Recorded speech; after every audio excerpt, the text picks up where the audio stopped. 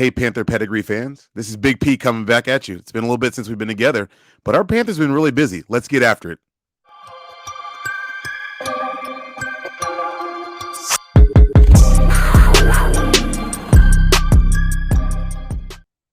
Welcome back to Panther Pedigree, the ultimate fan podcast for everything related to the Carolina Panthers. Join us as we dive deep into the latest news and analysis about insights about the team. Whether you're a diehard Panther fan or you're just getting started with the team, we've got you covered. Don't forget to subscribe to our YouTube channel and like and subscribe to our videos, like this one right here. If you're listening on your favorite podcast platform, be sure to follow us, rate, and review. You can also find us on social media at Panther Pedigree on Twitter and Instagram, and search for us on Facebook at Panther Pedigree Podcast. Now let's talk some Panthers. All right, guys, we're back in full effect, ready to get it going. So we've had some big news lately since we've done our last show. And the big news is we had a big trade to send us to the top of the draft order in the 2023 NFL draft. And that trade did come with a little bit of controversy. All right, so let's go over what we got. We got the number 1 overall draft pick from the Chicago Bears. Now let's talk about what we had to give up. We had to give up the 9 overall pick, which effectively is a pick swap for our number 1 pick. The second round pick 61 from the 49ers that we received in the Christian McCaffrey trade. In 2024, we're giving up our first round pick. 2025, we're giving up a second round pick. Now, here's what got Panther Nation all in a bind. We're also giving up wide receiver DJ Moore. And that was a tough one to swallow. I'm not going to lie to you, because DJ Moore has been one of our more productive players through the entire quarterback carousel, beginning with Cam Newton. He's caught passes from at least 8 quarterbacks that I can think of that has played for the Panthers. So that one's been difficult. He was at that highlight play with him and Mr. Philip PJ Walker against the Atlanta Falcons when the miracle passed and DJ took off his helmet and unfortunately sent us to overtime because Eddie Pinheiro missed the kick. And in regulation and in overtime, and the Falcons went down and they kicked the field goal and effectively won the game. But that aside, let's talk about what we have here for the trade. Now, the important thing to remember is that the Chicago Bears wanted 3 first rounds. That was the rumor coming out of the Bears facility, and we really only gave up 2 first rounds if you consider the pick swap.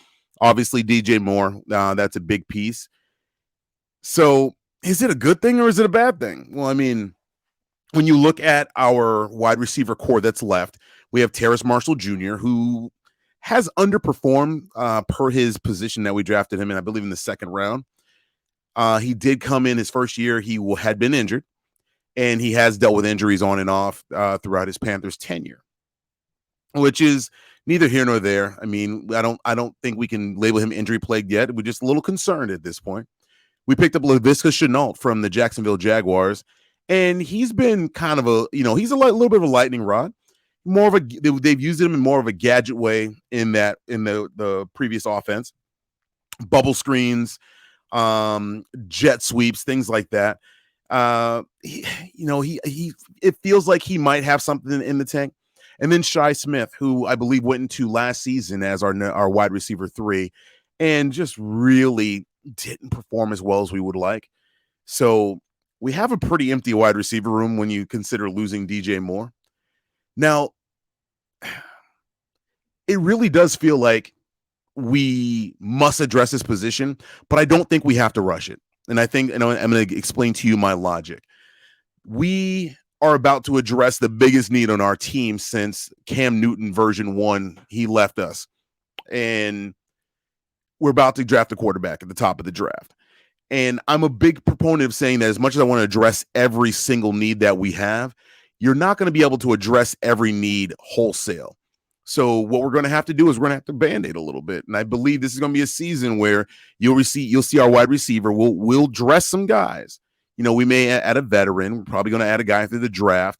I mean, obviously the 3 guys that are already in the roster are going to participate. And we're going to have to kind of Band-Aid that position until we can identify a clear-cut number 1. Because A, it's going to have to fit up underneath the cap, and B, the guy is going to want to have to come here.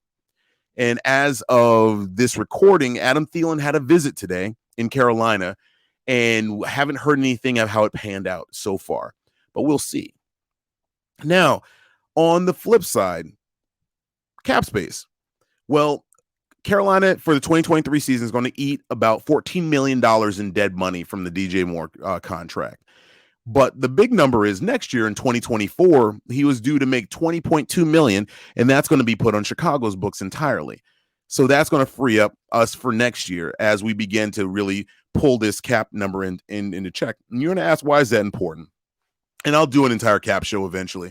But this is important because you need to make sure that you pair your wide receiver with a quarterback and they have time to grow. And the advantage of having them have time to grow is that if you grab them both as rookies or, within 1 year of each other, a couple years of each other, they're both going to be on rookie deals for the next few years, which means you're not overpaying at that position. Now, ideally, you want to grow these both positions and have to pay them.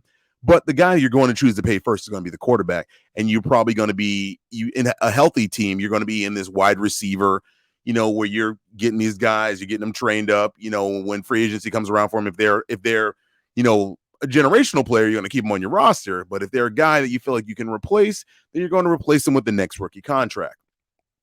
So that's important.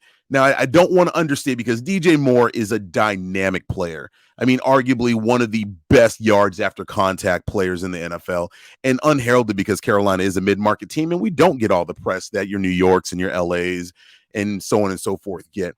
But DJ Moore is every bit as good of a number one as you could ask for. Is he elite? Remains to be seen. And I think what's held him back is that he's had a lot of turnover at the quarterback position. So we will see what he's able to add to the wide receiving core, and particularly to Mr. Justin Fields. Now, Justin Fields is not an elite passer by any stretch of the imagination. He did turn on and have some really dynamic moments, but a lot of that was used. His feet were used. So we'll see what that turns into as DJ Moore's career continues in Chicago. Now, the rumors are in this particular trade is that Carolina might be interested in moving up. Doesn't make a whole lot of sense to me, because if you're going to put all the assets into trading the number one, unless you're coming at me with a gangbusters deal that pretty much doubled what I had to give up to get up to the number one, I'm probably not going to move on it. And I don't think Scott Fitter is doing that either. Will they entertain, trade talks? Yeah, because some idiot's going to call them and go, I'll offer you a bag, and we may take it, as long as we don't have to move back too far. I mean, obviously we're doing this so that we can get our franchise quarterback, so that we can get a new quarterback paired with a brand new coach, so that they can be together for a while in a very weak NFC South and a mediocre NFC altogether. So this is the time to get good, and get good quickly, and get good from foundationally, so that you guys build together, and then you're able to establish dominance in frequent playoff appearances over the next 5, 7, even hopefully 10 years. So that's kind of where we stand right there. That trade really kind of took off. Now, this was at the beginning of free agency, and man, has Carolina ever been busy. I mean, we actually, this is probably the busiest free agent period that I can tell you in recent history. And a lot of it is because I feel like we're plugging holes that we truly, truly need to plug. I mean, and that's a big deal, because there's one thing, grabbing, some players to, help fill out your roster. But then there's another thing when you're grabbing players with the purpose of filling actual holes that you have, because I feel like in the past we've been stuck in that purgatory of just kind of going, we're going to grab this guy, maybe upgrade this position a little bit, so on and so forth. So we started off free agency by snagging Shy Tuttle. He is a 6'3", 330-pound D tackle looks like he's going to be solidifying the interior of that new 3-4 defense that Ejiro Evero is going to be running. Now, this is pretty exciting because he's familiar with the 3-4. His big pieces. He's a big run stopper. So you're going to be able to take advantage of this big man in the middle, and you put him in a good position. He'll be able to, he's going to do well. The next piece we addressed is safety. Now, the Bengals have lost two of their safeties, Jesse Bates and then now Von Bell, to us. We got Von Bell, who is a safety, and he is a big hitter. And I'm going to tell you right now, what this does is it really does define the role for somebody, and that's going to be Jeremy Chin, because it looks like Jeremy Chin is going to be being put in the position where I believe he's going to be the most successful, and he's going to be playing down in the box as a linebacker. Or maybe, I mean, he could probably be playing some hybrid stuff, but I believe his best ball was played as linebacker. His coverage skills are okay. I mean, there wasn't anything to write home about. He did get burned a couple times, but nothing crazy. I mean, you're not gonna be upset with what he's done. But Jeremy Chin, I believe, is going to do a lot better in that linebacker spot than playing safety full time. The next thing we did was the piece that I'm so glad we made. One of the biggest surprises last year was how well what I believe our poorest position group had been, which is our offensive line. And we brought in Austin Corbett from the St. Louis Rams. I got to get over that one, man. It's been a few years since I've been out there. From the LA Rams. And then we brought in Bradley Bozeman from the Ravens. So Bradley Bozeman took over at center a couple games in, because I believe it was Pat Elflein had the position. He got injured, and then Bradley Bozeman took over like game 2 or game 3. And man, did he ever solidify that offensive line.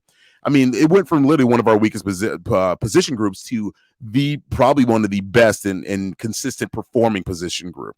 That offensive line was solidified and really held intact by Bradley Bozeman, and bringing him back was a big deal. And the funny thing about it is his wife, Nikki Bozeman, is always posting, talking about, how much they enjoy their time in Carolina, which I honestly think she was plugging to be able to stay in Carolina. And they got their wish. And we're honestly thankful to have them, because that's a position that you definitely want stabilized sooner rather than later.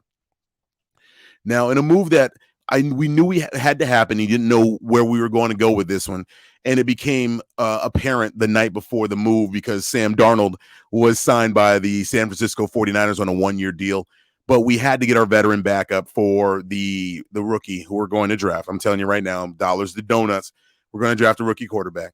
And we brought in Andy Dalton from the Bengals by way of the Saints.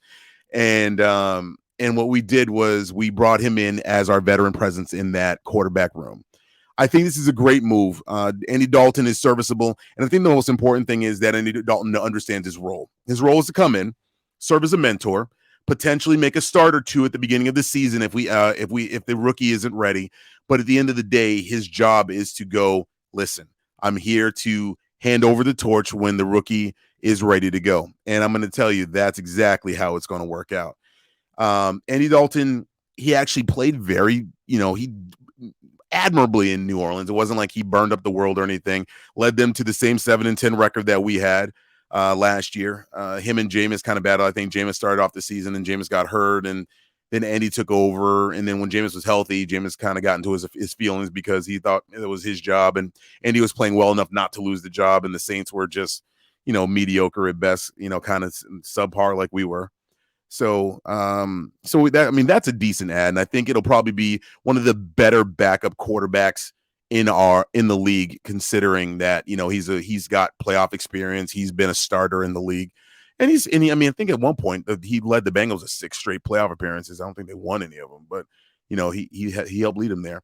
Now I've been banging my fist, and as we all get to know each other, I am a big football fan, and I'm obviously a Carolina Panthers fan.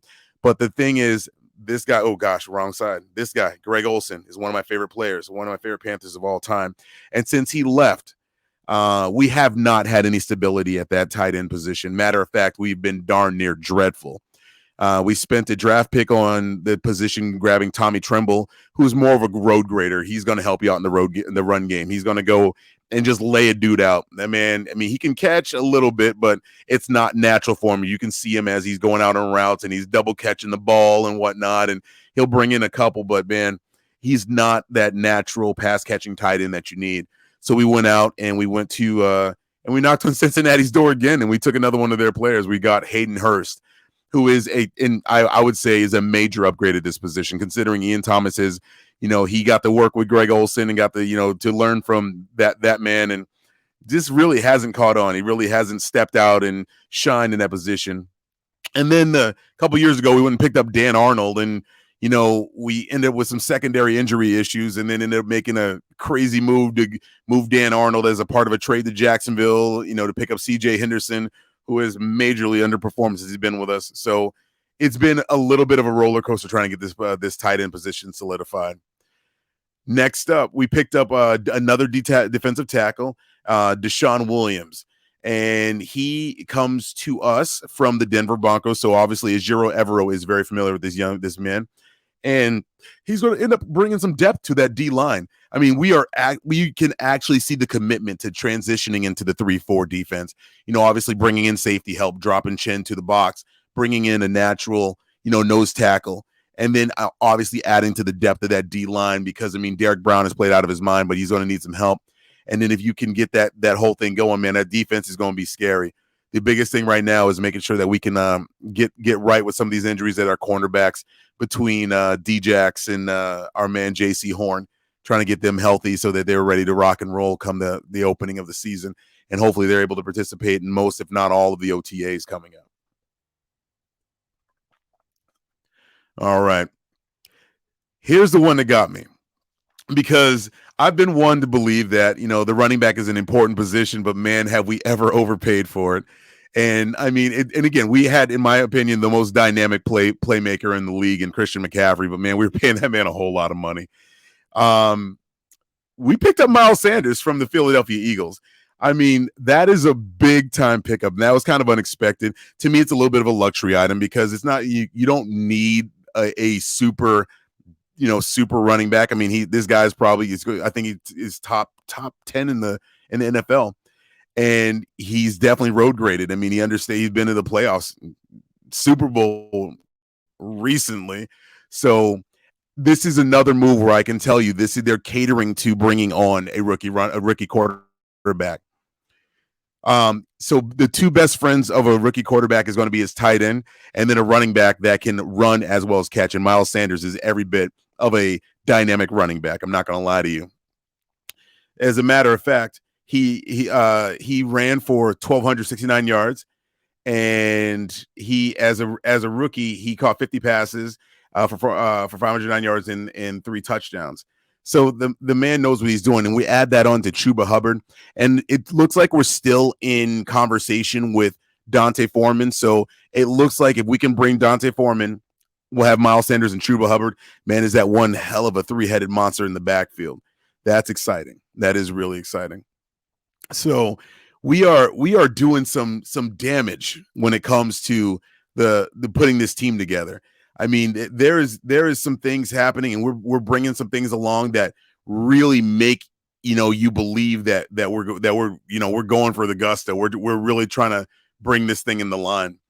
I'm pretty excited because when you look at what we're doing, we are bringing in positions that honestly we really need, right? Like, and you look at it and you can see that we're trying to build out the offense. Yes, we got rid of one of the premier pass catchers in the league. But again, I'm going to say it again, as much as I love DJ Moore, I love you and I miss you. But he's not elite, right? You're not giving up an elite talent. You're giving up your number one, right? But I believe what you'll see us do is we're going to pick up effectively what will end up being, we'll have a room full of 2s and a couple of tweeners, right? Like a guy that can play, is a high end 3, a low end 2. So we'll have a couple of those guys, and that's what's going to comprise our wide receiver room. And then we're going to be looking to pick up a backup. A veteran presence in that room. So an Adam Thielen would actually work nice in our system, and it's pretty exciting to see how that's going to come through. Now, what we have up on deck now is we're really looking to see what the rest of free agency hold, because as it sits right now, we are roughly 6.5 weeks away from the NFL draft. Actually, we're just over 6 weeks from the NFL draft because it begins on the Thursday night, and the round 1's on a Thursday night. Then I think they do round 2, and then so on and so forth. So at this point, what we're looking to do is we're looking to kind of figure out what this looks like over the next few weeks. What are they going to do? And here's what I believe has to happen. You're going to see us continue to solidify the defense. I really anticipate that we're going to go try to make a move on another cornerback, because there is really no guarantee that Dante Jackson is going to be ready to go. And Achilles is a very tricky injury, and you really need to take the time to let it heal. And most guys don't see themselves back to what they would consider a competitive place for about 365 days, 1 year. So that's really concerning. You also want to protect that room because JC Moore, this is the second season that he's gone out with some kind of injury. Obviously, this one was a little bit of a freak accident. He got himself caught up on a tackle, and he got his arm broken, and that really kind of changed the course of how our defense was playing because quarterbacks are honestly scared to throw JC's way. And that's the darn truth. JC was holding his own. CJ, a little bit of a liability, but JC is definitely holding his own. And if you can get CJ and Dante back, that's where I think we're going to see a lot of difference here. So I believe we're going to be making moves to get that cornerback room locked up. And so the next piece on that, what we'll be looking to do, I truly think that you're going to see us look to identify a couple of depth pieces for the offensive line. Because today we found out that we released Pat Elflein, who is as a starter, scared the heck out of me. But, as a quality depth piece, that's fine. If I know that we have the depth, that's good. And obviously with Austin Corbett tearing his ACL in week 18, that's not optimal. So we are going to have to go out and continue to build out this offensive line. So I believe the next couple of moves you're going to see us make are a cornerback and a cornerback and an offensive tackle, offensive guard in that neighborhood. And you may even see us sign as much as 2. The next piece, obviously, we're going to have to fill out that wide receiver room like we were talking about earlier. You're going to want to identify, like I said, a couple of 2s and a high end 3, low end 2. And I think you add 3 pieces to that wide receiver room and maybe a 4th, just to kind of, push everybody so that, you're going to end up bringing 5, maybe 6 receivers into the season. So that's kind of where I feel that we sit with this. Now, I think that catches us up on all the most recent news. And so next we're going to be covering the next mock draft that we're going to be holding here. And that's going to be coming up, I would say, and I'm looking to get that one out on Friday. And what we're going to do is we're going to take a look at where we sit in the NFL draft. And I'm going to run the first 10 picks like we did before. And then we're going to run a full 7-rounder. And we're going to go over that one, break that one down. The other things that you're going to see coming up, we're going to be doing some player profiles on the top quarterbacks, obviously, because we want to kind of, run down where we stand. Where does CJ Stroud stand? Where does Bryce Young stand? Where does Will Levis stand? And then where does Anthony Richardson stand? And we'll kind of give our best opinion on that to see exactly where we sit when it comes to who do you think we're going to take at the top of the draft. Now, if you've watched this before, there's always a call to action. So now that we have the number 1 pick in the draft and we've given up DJ Moore, comment in this video below. What do you think our next biggest need is? What do you think? What would you like to see our Carolina Panthers do? What move do you want to see us make? Because I want to hear back from you. And also, what are we going to be looking to do is I'm going to be looking to give some shout outs to people who are some frequent responders on our posts and so on and so forth. And as always, we're going to be putting this as well, not on just YouTube, but we're going to be putting on your favorite podcast platform as well. So I've come to the end here, and it's been a great show. And as you can tell, I'm going to be running this alone for a little bit and see how I can go from there. Maybe bringing in the co-host back in a little bit, but he's got some things going on. And I'm looking to be doing some interviews. So pay attention to those. Those will be coming up as we get closer to big events like the draft and so on and so forth. See who I can get a hold of, see who I can get to make appearances. So end of the show came in just under 25 minutes. Hopefully that's a good number for you to get you fully updated and get Panther Pedigree rolling again. So I'm gonna thank everyone. Thank you so much for tuning in. It means so much. We want to be your go-to podcast for all things Carolina Panthers. I hope you enjoyed today's episode and I hope you learned something new about this team. If you haven't already, please be sure to subscribe to our podcast on Spotify, Apple Podcasts, Stitcher, and iHeartRadio, and so you never miss an episode. Also, don't forget to show us some love by liking and commenting on this video and other videos. We love hearing from our viewers and welcome any feedback or suggestions that you may have. And finally, just be sure to follow us on social media on all things Panther Pedigree. You can find us at Twitter, again, at Panther Pedigree, on Instagram, at Panther Pedigree, and you just got to search us on Facebook, Panther Pedigree Podcast. So thank you again for listening and keep pounding. This has been a pleasure bringing this to you, and I hope you have a great day.